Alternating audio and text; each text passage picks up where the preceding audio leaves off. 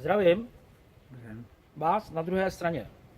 My jsme se rozhodli udělat tady video, taky nevíme v podstatě ani o čem budeme mluvit, ale jdeme improvizovat. Tak jako má prostě divadlo Jaroslav Dušek, taky neví, co jde hrát a prostě najednou si to rozjede.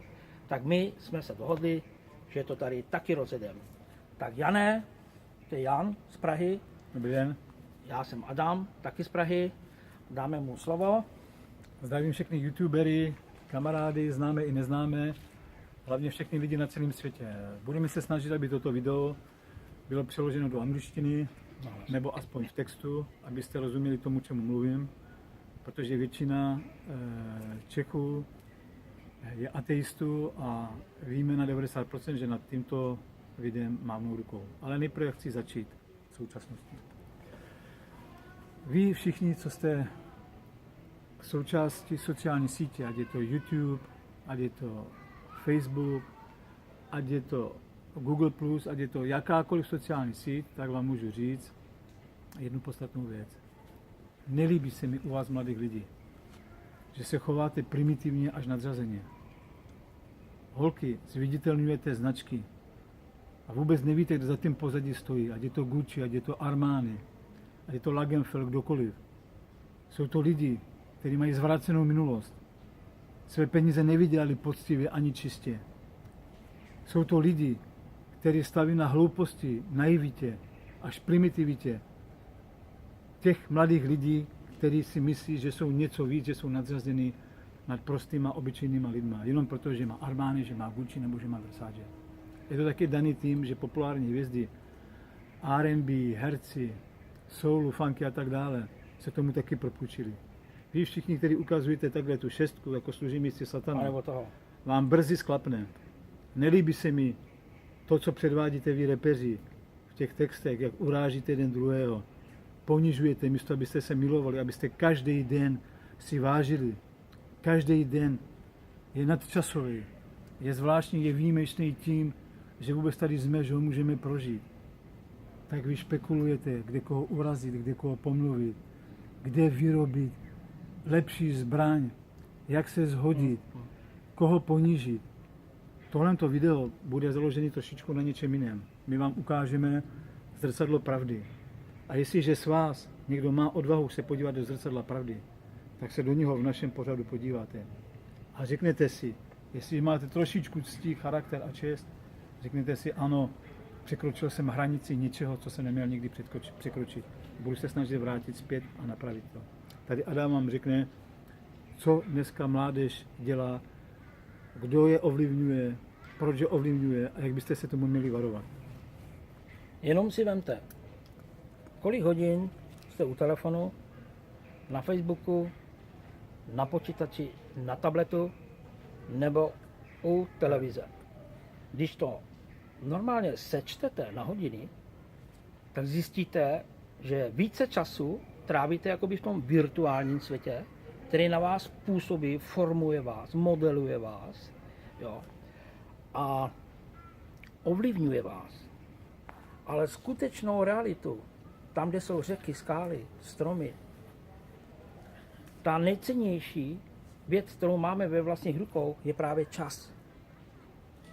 A teď je důležité, jak naložíme a jak se povozíme na tom materiálu, který nazývám čas. Je to nejcennější. Denně dostáváme 24 hodin na konto tohoto nejvzácnějšího materiálu. A teď je na nás, jak my s ním naložíme. Někdo ho úplně promarní. Lidé, kteří jsou na smrtelné posteli.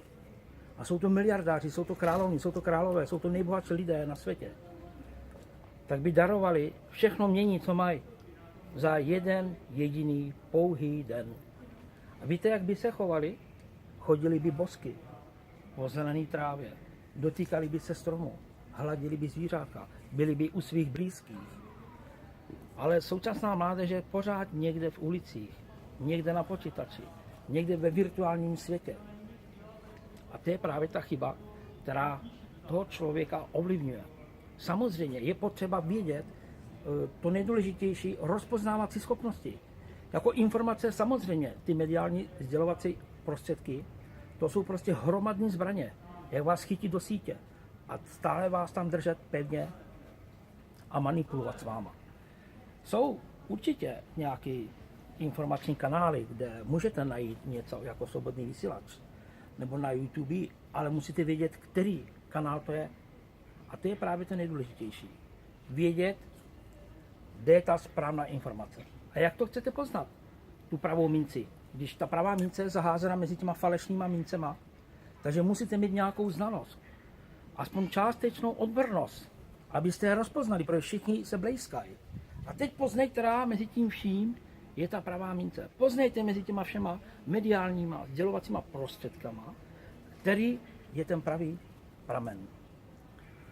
Jenom bych chtěl dodat, Adam má pravdu v tom, že netvrdíme, že všechny nebo část těch sociálních sítí je špatná. Je to přirozený vývoj. Za těch 100-120 let od první, druhé světové války se to muselo někde posunout.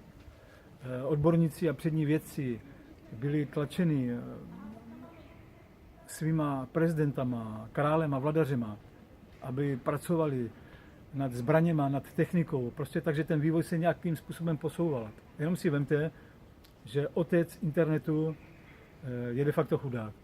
Všechny peníze, které by mu měly patřit, že jo? On si ten patent nepřisvojil, on ho daroval lidem. Všichni, co vydělávají na tom internetu, tak aspoň. A vy všichni, co na tom internetu vyděláváte, místo abyste mu odevzdávali, jako to bylo Bohu desátky, Přesně. tak jste mu nedali ani korunu. Tady by to nebyla desálka, ale vděčnost. Hrajete si na něco, co ve skutečnosti nejste. Děláte ze sebe miliardáře, předvádíte se, jak jste bohatí, co všechno si můžete koupit, ale věřte mi, že váš majetek už brzy padne jako popel. Ano, pamatujte si moje jméno, jmenuji se Jan, nedělám ze sebe žádný proroka, ale dostal jsem do vínku dár od Boha. Když mě postihlo něco, jako když jsem byl mladý kluk, postihla mě nemoc, nebudu to tady rozebírat, ale začal jsem vidět věci.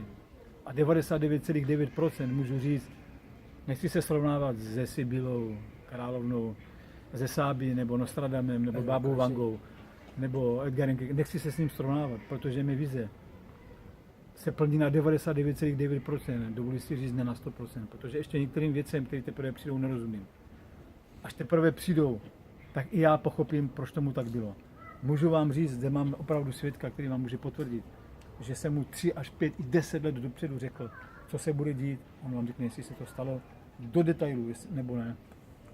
Na počátku, když mi to pán Jan řekl, tak jsem si myslel, jestli si nedal nějaké LSD, protože taková fantazie se nemůže existovat u normálního člověka.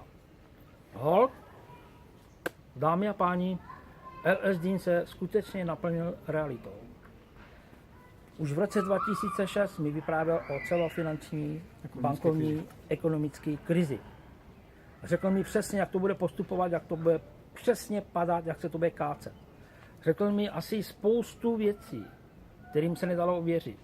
Dokonce mě poprosil, abych to napsal jako knihu, že za 2 roky, za 3 roky se to naplní. Že teď, když já budu vlastně kontaktovat ty miliardáře, abych je upozornil na to, že dojde prostě těmu bankovnímu krachu, tak bylo logicky, že by mi nevěřili. Jo. Ale potom, až by se to naplnilo, tak by mě potom kontaktovali, jak jsem to viděl.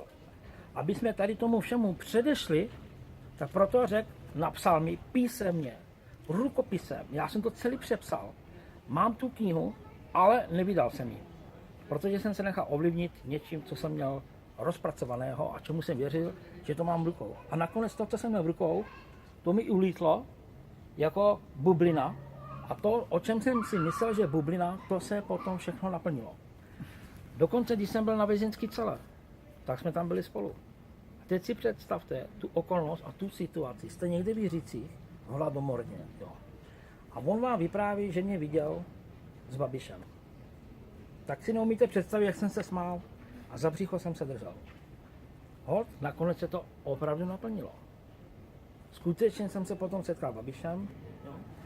Dokonce mi řekl s Gotem jsem se taky sešel a řekl mi spoustu věcí, kterým se nedalo věřit. Jak je tedy možné, že se to naplnilo? A já jsem o to neusiloval, abych se prostě nějak nakontaktoval na to Babiše. Bylo to naopak. Dále, vám řekne tady Jan. Ale nebudeme se zabývat minulostí, budeme se zabývat tím, co se odehrává v současné době a to, co má přijít v blízké budoucnosti. Vrátím se zpět k sociálním sítím, vrátím se k prezidentům, králům, vladařům a nejbohatším lidem světa. Chci vám jenom říct, že tak, jak se chováte k lidem, co ze sebe děláte, to, co v skrytu vytváříte, propagujete, prosazujete a na čem stavíte, je hnus. Je hnus. Vy můžete být rádi, že vám tahle ta země, tahle ta planeta poskytuje to nejcennější, který vy zneužíváte. Tesla, srbský přední vědec z chudých poměrů, byl podle mě nejupřímnější, nejtalentovanější a největší genius všech tisíciletí, které byly. A řeknu vám hned proč. Když se ho ptali jeho přátelé, dokonce Albert Einstein, kde k tomu přišel, ke všem svým patentům, jak na to přišel, tak řekl prostě a upřímně jako Mendelejev, ruský přední vědec, který napsal a složil periodickou soustavu. Řekl jednoduchou věc, nic jsem nevymyslel. Všechno to, co jsem napsal, to, co jsem nakreslil, to, co jsem patentoval a to, co jsem zkonstruoval, jsem viděl ve snech. Nevím, kdo za tím je, kdo mi to ukazuje, ale věřte mi, že už přede mnou dávno to byl někdo, kdo to vymyslel, já pouze se to snažím převést do reality. To samý Mendelejev, kdy vytvářel periodickou soustavu, tak ji neuměl uspořádat, ale ve snu viděl přesné pořadí. Taky byl upřímný člověk, pokorný a řekl, ano, viděl jsem to ve snu. A takových bylo více. A to byli prostí lidi, nebo to byli vědci, nebo to byli opravdu odborníci nebo specialisté, ty vždycky dostali z toho jiného, z toho duchovního světa, já tomu říkám kvantový svět, že jo, ono to taky kvantový svět je, dostávali informace. Staří Indové v sanskrtu tomu říkali Akáša. Jestli to byl Brgu, nebo před ním to někdo byl a Brgu byl ten, který založil knihovnu, kdy se to připisovalo. Je to dost možné, ale nebudu něco potvrzovat, o čem nevím, o čem nemám ani informace. Já jenom vám chci říct, co jsem opravdu slyšel, viděl a to, co opravdu můžu já z vlastního svědomí a vědomí před váma i před Bohem vám sdělit, že to tak je. Nelžu si, nevymýšlím si, budu vám říkat opravdu pravdu, to, co se bude odehrávat. V blízké budoucnosti vám řeknu, co se odehraje do roku 2034. Proč do roku 2034? Hned vám vysvětlím. Ve 24. kapitole Matouše v Biblii, což je kniha knih, jediná inspirovaná Bohem a jediná kniha, kterou já uznávám, netvrdím, že třeba Bhagavad Gita, nebo Korán, nebo různé posvátné knihy nemají prameny u hodných, dobrých lidí. Já netvrdím, že třeba Gautama Siddhartha nepředával lidem pravdu nebo věci tak, jak on cítil, jak je viděl, jak je poznával. Netvrdím. Bylo tady mnoho upřímných a hodných lidí, kteří to myslí dobře. Ale chyběla jim jedna podstatná věc. Nebyli inspirováni Bohem k tomu, aby knihu sepsali. K tomu opravdu museli být jenom vyvolení lidi. A kniha knih, co jsou svatá písma, je inspirovaná Bohem a řeknu vám hned proč. Když Ježíš Kristus jednoho dne seděl nad Olivovou horou a díval se na krásnou chrámovou budovu, která neměla v celém světě období, netvrdím, že Angkor Wat není krásná stavba, nebo v Číně čínská zeď, ale bavíme se o posvátném místě, které bylo postaveno k duchovnímu účelu a uctívání Boha. Nemělo v celém světě období. A Izrael byl hoden toho, protože byl vyvoleným národem k tomu, aby uctíval pravého Boha. Ježíš Kristus říká, když mu říkají učedníci, Pane, podívej se, byli hrdí na tu budovu, že jo? Krásná je to budova. A Ježíš jim úplně vyrazil dech.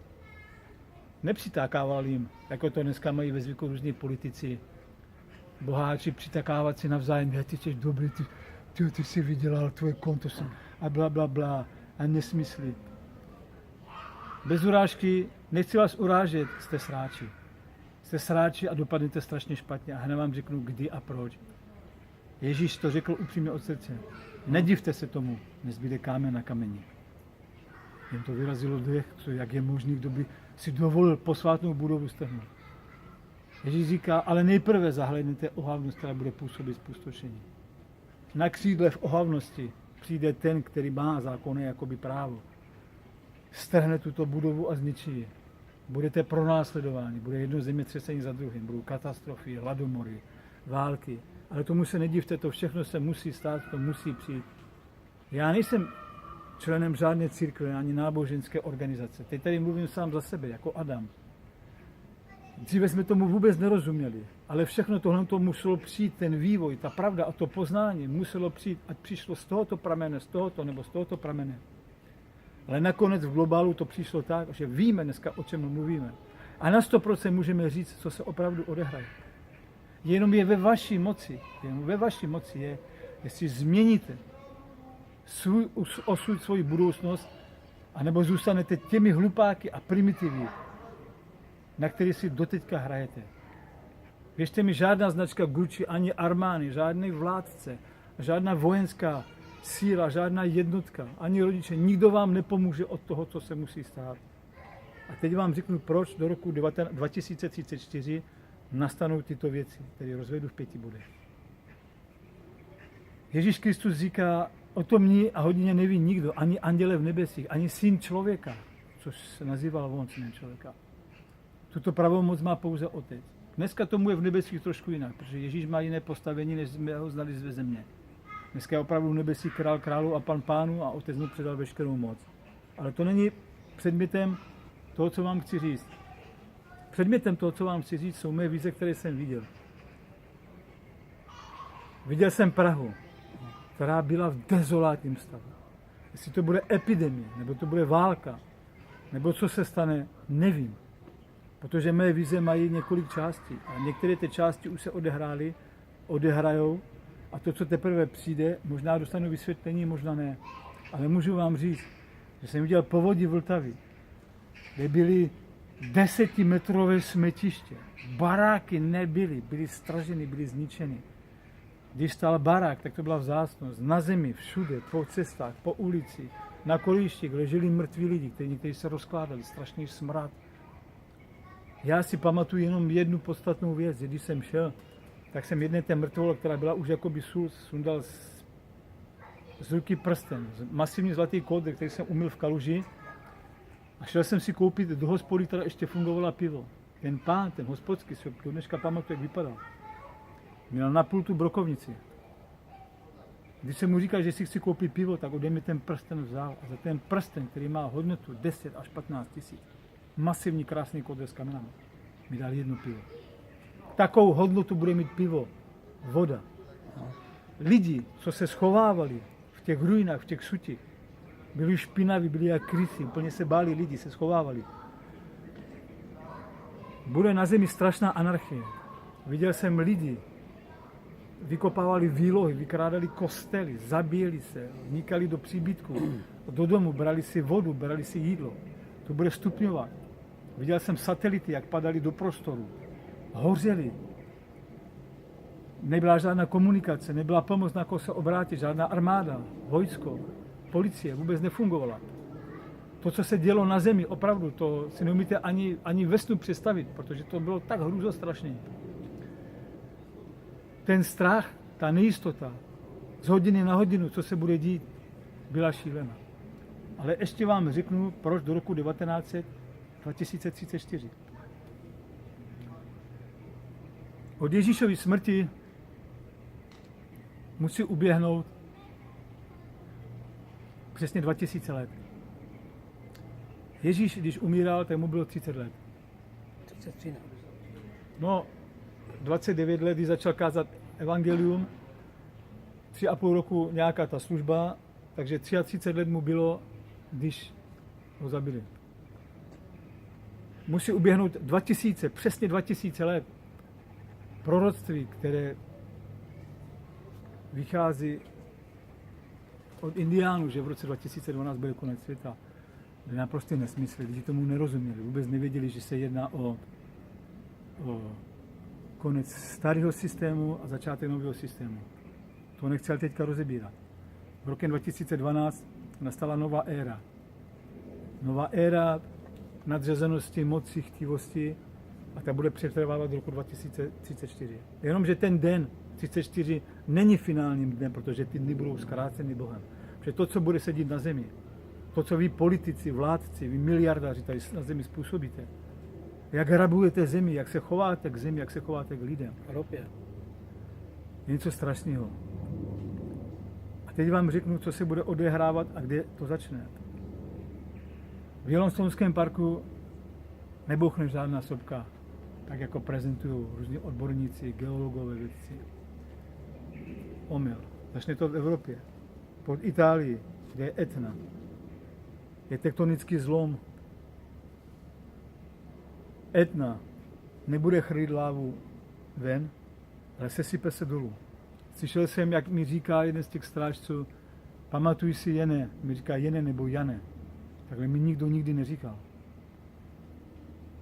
Puveole, Aviole, Venezia. Ten mi ukázal, co se stane, jak dole to vybouchne, ten tektonický zlom vychrlí obrovskou masu, nepředstavitelnou masu lávy, která povede k tsunami, obrovskému zemětřesení. Dole viděl jsem, jak 3 ostrovy byly úplně kompletně zničeny, jak Venezia, my ji známe jako... To je někde tam, Sicílie a tohleto tam někde. No, ale nahoře, to městečko na té vodě, jak se to jmenuje teďka, mi tomu říkají. Já nevím přesně. No, tak Venezia říkají, že bude zničeno, budou zaplaveno. Teď se otřásali kolem dokola, to tsunami tam prostě splavilo všechny tady ten spodek, jak je Albánie, úplně to tam smetlo, úplně to zničilo. Nastalo zemětřesení, chaos, úplně to změní ekonomiku na zemi. Ty jsi to všechno jako viděl už? Ano, to jsem opravdu všechno viděl. Plynuli obrazy. To jsem všechno viděl jsem obrazy, byl jsem přenesen na různé místa. A vy posluchač tomu rozuměl. Byl jsem přenesený do starého Egypta, byl jsem přenesený tady v České republice do Staré Štoly, kde je nacistické zlato. Ale to není předmětem. To až někdo bude mít zájem opravdu, nebo bude pokračovat podle naše sledovanosti, jak budete mít zájem, protože budeme mít webové stránky, budeme mít mailové odkazy, tak se budou různě prostřednictvím překladatelé bavit s lidmi z celého světa. Řeknu, co se bude odehrávat. To je asi tak ve zkratce, co vám chci říct. Jak dopadnete vy miliardáři, připravte se na to, že váš majetek nebude mít žádnou hodnotu. Všichni ty bankéři, co disponujete s penězma, s miliardama lidmi, tam vůbec nejsou. To, co tam je, tak to je úplně zlomek. Všechny ty investice, co vy jste tam dali, oni s tím manipulujou, ne s procentama, s vašima penězma, špatně investují. Věřte mi, že teďka, co přijde ekonomická krize celosvětová, z toho už se nikdo nespamatuje. To úplně krásné. Zlato nebude mít žádnou cenu, platina nebude mít žádnou cenu. Co bude mít cenu? Bude voda, bude jídlo. Nastolí tady na zemi, nastolí, tady ty vy přední miliardáři a boháči, vy tady nastolíte na zemi něco. Rozpoutáte něco, co neumíte sami zastavit. Nemáte ani tušení, co způsobíte. Zničíte nejenom své životy, ale zničíte miliony a miliardy nevinných životů. To je první den, co bychom chtěli říct, jenom Adam vám ve zkrátce ještě k tomu něco dopoví. A pak podle toho, jaký bude zájem, jestli budete chtět vidět do detailu, co se bude odehrávat. Protože teď budeme mít starost to přeložit do angličtiny, aby se to dostalo co nejvíce posluchačům a divákům. Podle toho potom budeme reagovat. Já bych tady doplnil jenom k tomu, že s Janem souhlasím, ale jsou určitý věci, kde prostě nesouhlasím, anebo je to na vážkách. Samozřejmě takhle to bývá. Já si právě myslím, že v roce 2034, to nevím, jestli něco bude, ale jako Do roku 2034. já si právě myslím, že už teď něco v roce 2022. Buď to bude nějaký předvoj k něčemu k tomu roku 2034. To bude gradovat, ne? A v tom roce 2012 to byl jakoby, to bych jenom doplnil ten konec světa, že když začíná nějaká nemoc, tak to prvně začíná prostě jakoby molekulárně, jo. Takže ten rok 2012 je prostě, že tam něco začalo, jo, jako ještě na neviditelný jako bázi, jakoby ještě neviditelně. Ale od roku 2000 se něco odehrává. Něco se odehrává a je to strašně děsivý. na jednu stranu. A tady ten děs právě je rozhodujícím faktorem a je to vyvrcholení k tomu roku 2022. Že tam se rozhodne, jestli ty temní vyhrajou, anebo jestli vyhraje jakoby to světlo. Jakoby ty lidi, kteří jsou napojeni jakoby na to světlo, nebo ty pozitivní, to dobro, jedním slovem. Protože dvakrát jsme prohráli. A teď uvidíme, jestli prohrajeme po třetí. Ale já si myslím, nebo ta síla, to jádro, které stvořilo to veškerenstvo, ten celý vesmír a všechny vesmíry, veškerou tu existenci, no, ta přece nemůže nikdy prohrát. Jestliže se předtím dvakrát prohrálo, tak to bylo k tomu, aby se něco naplnilo. No. Protože vemte si za 3000 let 5000 válek. Myslíte si, že lidstvo se poučilo, že už jakoby válka nebude? Válka bude. Já jsem tu válku taky viděl. Já jsem viděl válku a zrovna určitým obdobím a vypadal jsem takto. A říkám si, ty vole, zrovna teď má být ta válka. No. Takže válka bude. Bude to, začne to první jakoby občanskýma nepokojema, potom to převezme prostě armáda, takže přijede asi NATO a bude se něco odehrávat. Takže v roce 2002 dojde k nějakému vyvrcholení. Ale jsou tady strážci. Je tady záchranná mise. A já si myslím, a jsem přesvědčen, že ta mise nás může zachránit. Ale nejdůležitější je, aby my jsme pracovali na sobě. Protože když se připojíme na ten správný pramen, na tu duchovnost, tak nás to může zachránit. Ještě je čas. Jenom, že ještě krátce vstupuji, brzy to ukončíme. To nejpodstatnější jsem vám zapomněl říct, že to, že jsou lidi zdrujícím svého štěstí a neštěstí, je pravda. To jsem vám teďka tady sdělil, co nejbohatší lidi způsobili na této zemi, co způsobí a kam to povede. Ale to nejdůležitější, jak říkal Adam, je to, že nejpodstatnější musíte vědět, že kdo stojí v čele, není člověk. Jsou tady duchovní síly. Jsou tady duchovní síly opravdu dobra a zla. Které jsou zde mezi náma, v nás, které na nás působí. Ve dne a v noci. Už to není jako dřív, kdy líbí ateisti. Už se to začíná měnit, protože víc a více těch vizí a vidění a zážitků lidi mají. Viděli a zažívají věci, které si neumí sami vysvětlit. A jsou to dobré nebo hruzostrašné věci. Protože opravdu Satan, anděl tmy a jeho horda démonů stále útočí víc a více na politiky, na tady ty přední miliardaře, kdy jim žehnají, kdy jim dávají různé vidění, vědomí, dávají jim moc, ukazují jim věci, na které můžou ještě více zbohatnout. A jsou to věci, přední odborníci v kvantové fyzice, které můžou ještě ovlivnit tento svět, ještě víc ho zničit, dostávají informace. Ale opravdu, jak říkal tady Adam, je nejvyšší Bůh, který to toleruje, ale do určité míry. Ale brzy zasáhne. Takže abyste věděli, je to válka mezi dobrem a zlem a jenom je na vás. Vy, promiňte, říkám primitivky, který skáčete z postele do postele, střídáte chlapy, chlubíte se, která měla více chlapů v posteli. Vy hlupandy, zamyslete se nad sebou, jaký život vedete. Nezáleží, jestli máš Gucci, nebo jestli měla prince, nějakého krasavce. Ty hlupáku, nezáleží, jestli máš Lamborghini nebo Porsche, protože o to stejně přijde a přežil to nejcennější, o svůj život. Protože jsi nestal ani na jedné straně, ty sám si ze sebe dělal Boha. Ty jsi myslel, že jsi ten nejlepší, nejchytřejší, že máš všechno, že tvůj papínek, miliardář, ti dal bohatství a ve skutečnosti jsi ten nejubožejší ze všech ubožáků. Chudáků, zamyslí se nad sebou. Jak ze dne na den můžeš o všechno přijít i o to nejcennější, o svůj život. Dokud je čas, ta nejcennější komodita, která je, tu nikdy nezískáš v bance, tu nikdy nestáš od rodičů, tak na ní přemýšlí. Vy, holky, opravdu, nebuďte hloupé. Užívejte si života, ale ne způsobem, který si užíváte, že chodíte na diskotéky, si kupujete drahé šminky. Že se předvádíte, buďte pokorné, skromné ženy. Hrajte úlohu, která vám byla dána Bohem a buďte normální, opravdu chovejte, zamyslete se, pomáhejte rodičům. Myslete se na nějaké sociální sítě, vemte si obyčejnou knížku, která vám má co dát, přečíst si, vzít si s ní něco a převést to do svých životů, aby si byla dobrou ženou. To je tak asi ve zkratce všechno ještě. Stačí jít do jakéhokoliv dopravního prostředku. Jo.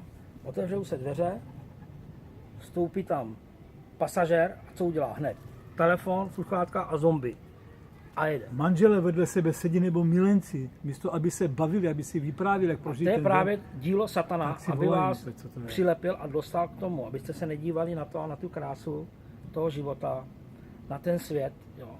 Na to, co vám vlastně ten čas prolíná na prsty. Každým dnem se přibližujete k smrti a jednou na ty smrtelné posteli budete, protože smrt je největší spravedlnost. Ta platí jak pro žobráka, tak i pro miliardáře. Pro nejmocnějšího i pro nebezcennějšího. Takže smrt je nejčestnější. Tam to nejde uplatit. Tam to nejde ani takhle. Tam ne. Tam prostě ta smrt je rovnoprávná, ta přijde. Bože. Ale ještě bych chtěl říct těm, co se snaží dostat tu celou planetu pod svoji správu. Ten, kdo si chce hrát na toho ředitele zeměkoule. I kdyby se ti to povedlo, že by si vládnul celému světu, tak jednou bude stát před tím svatým Petrem. A on ti řekne, takže jsi dosáhl toho, že jsi ředitel planety Země. Zapíšeš se do zlaté skály. O to ti šlo, zapsat se do zlaté skály. Ale když jsi šel k té zlaté skále se zapsat, tak si se vrátil k tomu svatému Petru a řekl si, svatý Petře, tam ale není místo, tam je hodně podpisů. A on mu řekl, no tak to je jedno, zaškrkej a napiš tam třeba sebe. Vy si neuvědomujete, co je to z pozice věčnosti. Víte, kolikrát už to bylo dosaženo. A vy si myslíte, že jste jediný na světě, komu se to povede, že Alexandrovi Velikému se to nepovedlo a vám se to povede. Však ta zlatá skála je celá popsaná tím, kdo to každý dokázal. Byli tady miliardaři jiný než vy, dobyvatele, kteří dobili půlku země, skoro celý svět. A nakonec umírali chudí. Cože teďka spí ve zlatých rakvích, když nemají život? Co by za to dali, kdyby žili jeden den života a mohli změnit ve svém životě spoustu věcí? Co by za to dali? Musíte pochopit, přišli jste prázdný, jo, nahý a prázdný a nahý odejdete. Ale když odejdete, tak ještě zažijete a uvidíte tak hruzostrašné věci, že Bůh není hluchý a slepý, jak si myslíte za všechno to, co jste tady na zemi provedli. Přesně jako Stalin, když umíral, tak neukazoval, jeho služebna vypovídala, že šílel, že umíral v tak strašných bolestech a v hrůze, že umíral, že v jeho oči se úplně změnily. A to nejenom Stalin, takových diktátorů, takových chytráků, jako jste vy, tady na zemi byli miliony.